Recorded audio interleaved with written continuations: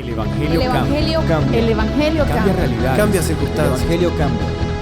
Cambia las vidas. Para bien. Y para siempre. Para siempre. El Evangelio cambia la tristeza. y la convierte en gozo. Cambia las familias. comunidades. Está cambiando nuestra El nación. Evangelio Está cambia. cambiando nuestra nación.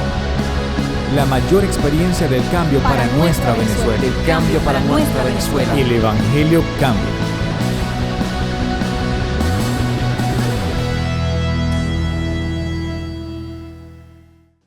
Así que hay que cuidarse mucho de las obras ya hechas, especialmente aquellas que tienen gloria, aquellas que tienen reconocimiento, aquellas que tienen aplauso, aquellas que tienen felicitaciones. Esas son las más peligrosas. Las felicitaciones, los reconocimientos deben ser como el chicle. Usted agarra un chicle, se lo mete a la boca y lo mastica y le saca el jugo. Pero llega un momento en que tiene que escupirlo. En primer lugar, porque el chicle ya no tiene sabor. En segundo lugar, porque si se lo traga es muy peligroso. Así que las felicitaciones y los momentos de victoria y los aplausos deben ser como el chicle. Mastícalo, sí, disfrute el momento, pero después escúpalo, porque le puede hacer daño. Se lo decía en estos días al más pequeñito, que le di un chicle. Le dije, mastícalo, sácale todo el sabor, el juguito, mientras que esté dulce, pero no te lo tragues porque es peligrosísimo. Y me preguntó por qué, y le hice un cuento largo y tenebroso, razón por la cual no podía tragárselo. Sorprendentemente se quedó dormido y después se despertó. Y creo que mi esposa preguntó, ¿y el chicle? Y abrió la boca y lo tenía. No lo botó. No se lo tragó. Chacho sabio, ¿no? Dile que está solo de hermano, mastícalo y bótalo. Claro. Mire, si hizo un negocio y le fue bien, gloria a Dios. Si hizo algo y le fue bien, gloria a Dios. Si tuvo una batalla y Dios lo sacó en victoria, gloria a Dios. Y si alguien le dice, oye hermano, qué fe más brutal tienes, gloria a Dios. Usted dice gloria a Dios, aunque le va a caer bien. No, nadie me diga, no me cae. No sea mentiroso. Le gusta. Sonríe, usted sonríe. Incluso le da una palmadita al hermano y dice, gracias varón. No me diga usted que no le gusta. Pero no se olvide de esto. Disfrútelo por ese momento y déjelo. Convénzase a sí mismo que fue Dios en usted. Y asegúrese que nosotros confiamos en Dios. ¿Alguien va a seguir confiando en Dios en este lugar? Confiamos en Dios. En el Salmo 33 dice, por tanto, en Él se alegrará nuestro corazón, porque en su santo nombre hemos confiado. ¿Alguien puede decir amén a eso? En su santo nombre hemos confiado.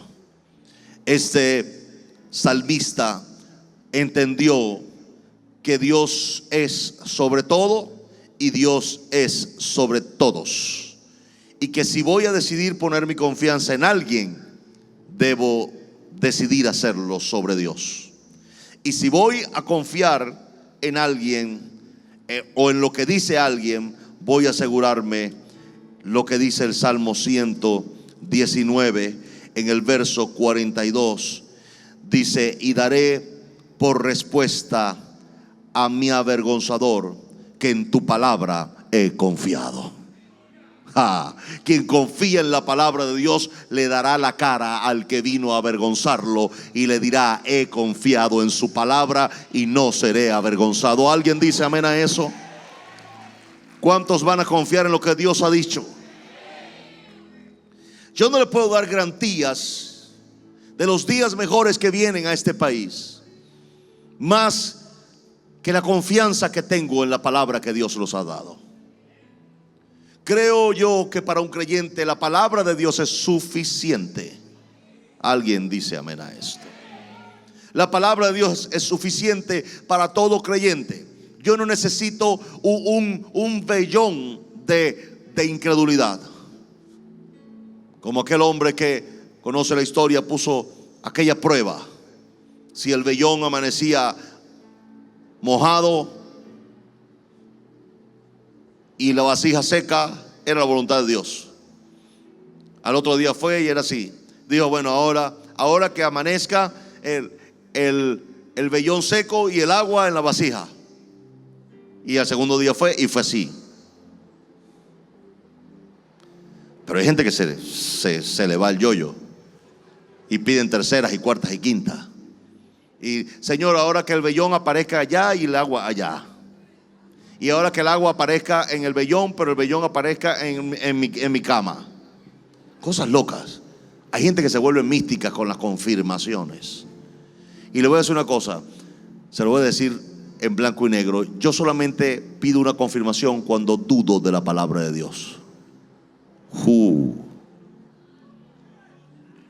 ¿Para qué yo voy a pedirle a Dios una confirmación de su palabra? Explíqueme usted a mí ahora, le doy el micrófono, explíqueme. ¿Por qué yo le voy a pedir al Dios Todopoderoso, Creador del universo, que dice mi Biblia en Hebreos 11, verso 3, que todo el universo fue hecho por la palabra de Dios? Y aún sobre eso yo le voy a decir al Señor, Señor, confírmame si es su palabra. Dice mi Biblia, su palabra es la verdad. Entonces la palabra de Dios es suficiente garantía para yo saber que lo que Dios ha dicho con su boca lo hará con sus manos. Es suficiente garantía para entonces yo saber que lo que Dios ha dicho es más seguro que lo que cualquier otro diga. No puedo pedir una confirmación. Si, Señor, ¿será que tú quieres que yo predique a Jesús o no? Señor, ¿será que tú quieres que yo dé diezmo o no? Háblame. Esa confirmación la piden mucho.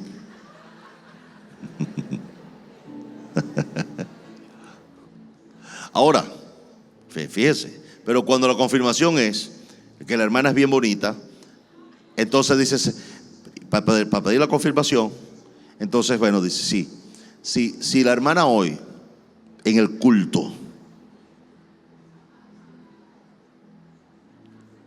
parpadea, Señor, lo voy a tomar como tu voluntad.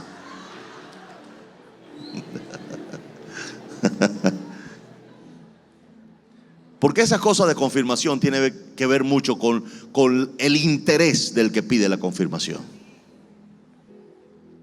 Así que le voy a dar un buen consejo, déjese de eso. Porque nadie pide una confirmación de la palabra de Dios. Dios es soberano con su palabra. Y si no le basta su propia Biblia que dice, sécase la hierba y marchítese la flor, pero la palabra de Dios permanece para siempre. La palabra de Dios es estable y permanente. No pasa con el tiempo. ¿Alguien oyó eso? No pasa con el tiempo. Así que la palabra de Dios es constantemente vigente. No pierde vigencia con el tiempo. 2000 años no le han restado poder a este libro, ni han restado poder a sus promesas. Siguen siendo las mismas. Porque a diferencia de usted y de mí, usted y yo cambiamos, pero Dios nunca cambia.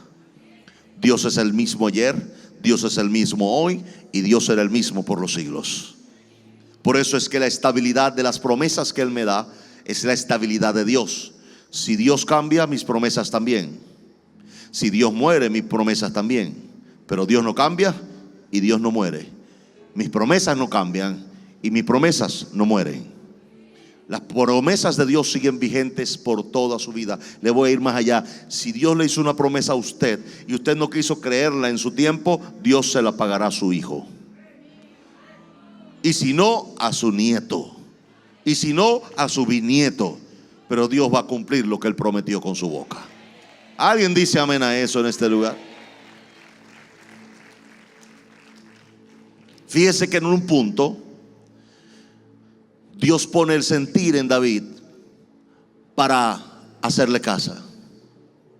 Y Dios aprueba el deseo de David de hacerle casa. Después lo lee en su casa. Pero sorprendentemente, en el momento de la consumación de construirle la casa a Dios, Dios le habla a David y le dice: tú no me la harás, por cuanto sus manos han derramado demasiada sangre. Imagínese, para que Dios mismo diga a David: has matado demasiada gente y no te puedo permitir hacerme casa. Pero le daré, fíjese eso, le permitiré cumplir ese honor a tu hijo. Fíjese cómo Dios, si no le honra en su tiempo de vida, Dios honrará a su descendencia. Y voy a ir más allá.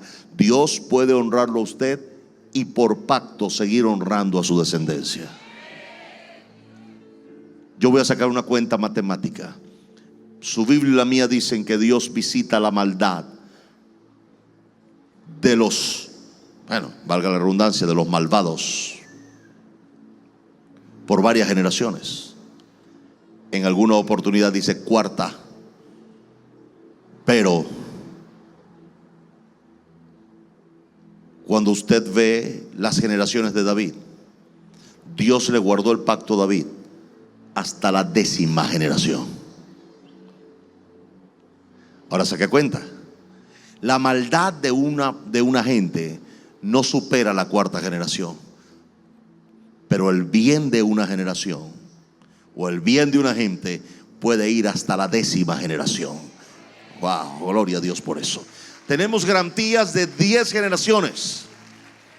Imagine que en esta generación logramos que este país se vuelva a Dios. Ahora multiplique 10 generaciones, 40, 400 años después, este país estará más convertido que nunca. Wow, qué honor. Tiene que estar a su lado: qué honor, hermano, que podamos ser parte de esta generación. Un gran honor. Un gran honor. Ese es nuestro Dios. Cuando Dios dice algo, yo confío en su palabra. Desde que Dios me dijo que aquí venían días de gloria, yo me he enfocado en esos días de gloria.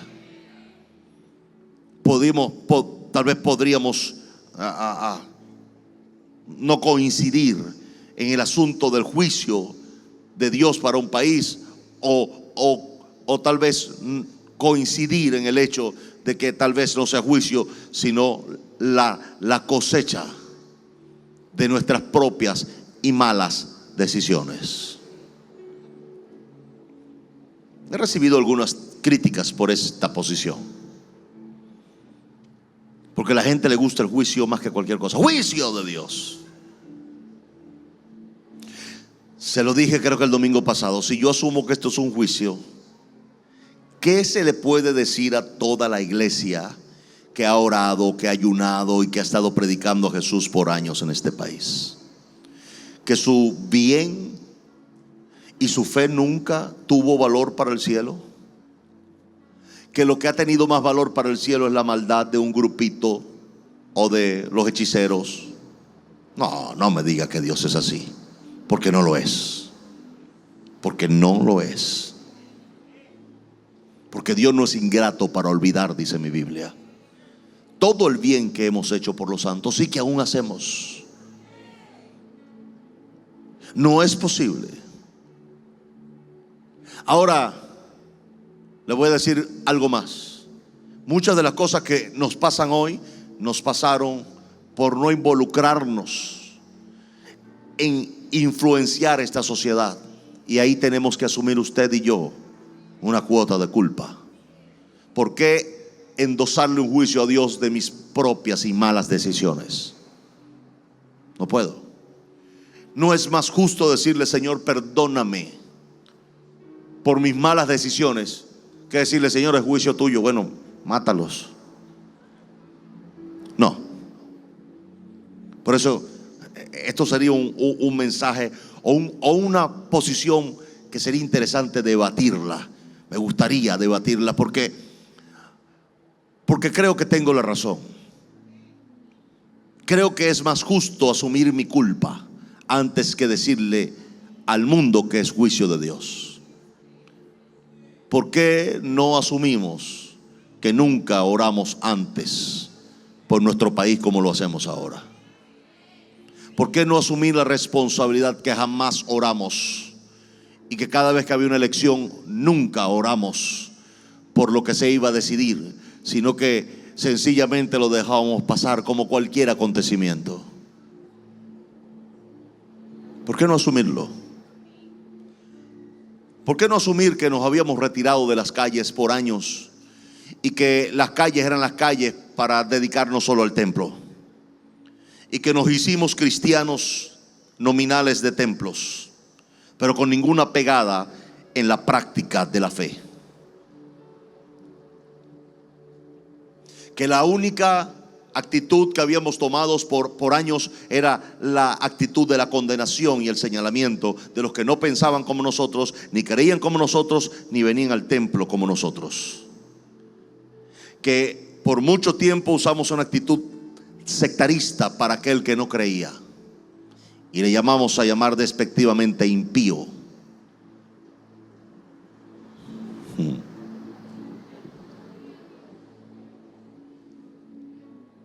Pero es mucho más fácil decir que es juicio, porque cuando yo digo que es juicio me quedo aquí en mi zona de comodidad. Sí, Señor, mata a toda esa gente de las puertas para allá, liquídalos, mátalos. Es muy fácil tomar decisiones radicales como que juicio. Olvídelo. Yo creo más en los juicios personales que en los juicios generales. Los juicios generales, lo quiero aclarar, usualmente vienen cuando una nación entera se pronuncia contra Dios. Y eso nunca ha pasado en este país. Y nunca va a pasar en este país. Solo cuando una nación se entrega a lo diabólico, a lo satánico, y le da la espalda a Dios, es cuando podría esperarse un juicio de carácter masivo. Pero de otra manera, los juicios deben entenderse y asumirse de manera personal, porque la culpa de uno no puede afectar a la mayoría. Aún su Biblia y la mía dicen: no morirá juntos, no morirán juntos el impío y el justo. Antiguo Testamento. Dios es tan justo que no permite que un impío y un justo mueran por la misma causa.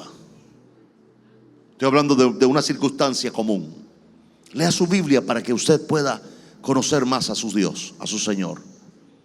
Ahora, no puede ser que una iglesia que está ayunando, una iglesia que está orando, una iglesia que está predicando el evangelio como nunca se había predicado en este país, una iglesia que está creyendo como nunca había creído en este país, y una iglesia que está aprendiendo sus responsabilidades de influencia, vaya a promover un juicio y que no vaya a detener un juicio. Dios no podía, por su palabra y por sus parámetros de Dios, no podría enviar un juicio masivo a un país donde hay mucha iglesia, no poca, mucha iglesia, muchos de sus hijos dentro de ese país orando, ayunando y predicando su palabra. Aún más, exportando la predicación de la palabra a 26 naciones. Aún más, bendiciendo a gente en 41 naciones. Olvídelo, no entra un juicio.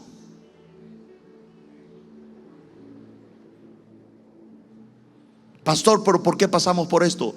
Porque asumimos nuestra responsabilidad. No hicimos lo que teníamos que hacer cuando lo teníamos que hacer.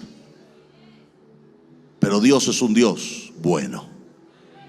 Yo dije, Dios es un Dios bueno. Es el Dios de las oportunidades. Así que hemos asumido nuestra responsabilidad. Hemos corregido nuestro rumbo y hemos asumido nuestro rol de influencia en nuestra sociedad. Lo que sea que tengamos que afrontar para un futuro, lo haremos. Pero este país saldrá adelante. ¿Alguien dice amén a eso en este lugar?